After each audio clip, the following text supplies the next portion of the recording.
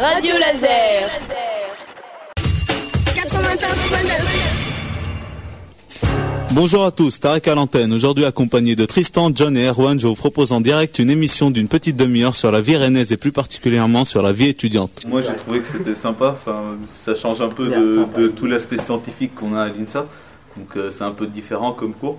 Je laisse donc la parole à Erwan pour vous parler de la ligne de métro.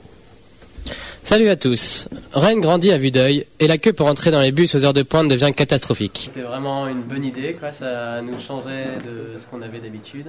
On a pu, ça nous demandait quand même pas mal de travail, quoi. On a dû trouver nos idées tout seul et tout, se débrouiller vraiment. On avait 26 minutes à faire, on a dû les faire. Bref, il faut faire quelque chose.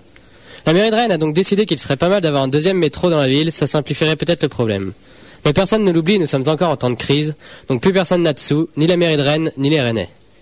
Pour pallier ce léger problème, la mairie a proposé un projet impliquant un métro aérien devant Beaulieu. De toute façon, les élus n'habitent pas dans ce coin-là, donc on s'en fout. Malgré les quelques pétitions des habitants rennais, la mairie a réussi à faire passer le tracé qui était le sien. Faut pas oublier qu'il est le chef non plus.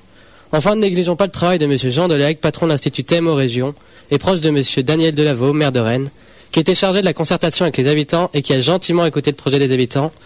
Mais bon, comme le dirait Georges Brassens, les copains d'abord. Le métro sera donc aérien le long de l'avenue des Buttes de Coesme. Personnellement, au tout début du cours, on a eu des infos sur la création de la radio. On a appris un peu tout et puis c'est une idée originale de passer à la radio. Ça nous confronte un peu à la réalité. Salut tout le monde. Alors aujourd'hui, faisons un bond dans le passé puisque je vais vous parler d'un film réalisé en 2001 qui s'appelle Blow.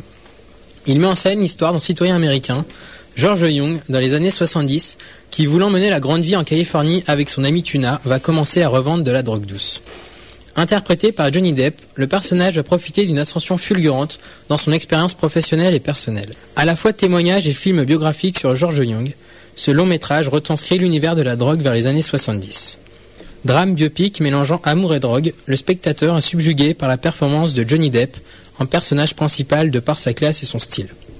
De plus, la BO du film retranscrit parfaitement les différentes atmosphères et phases de George Young. Et maintenant, on envoie Suzy de Caravan Palace qui était présent au festival du Rock'n'Solex cette année à Rennes.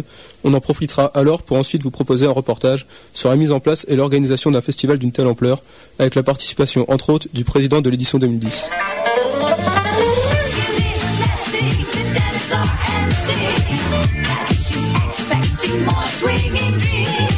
C'était super intéressant, c'était vachement original de passer à la radio, c'était un projet nouveau pour nous tous, ça changeait de tout ce qu'on pouvait faire avant. Ceci était une émission réalisée par des étudiants de l'INSA de Rennes sur la vie étudiante rennaise.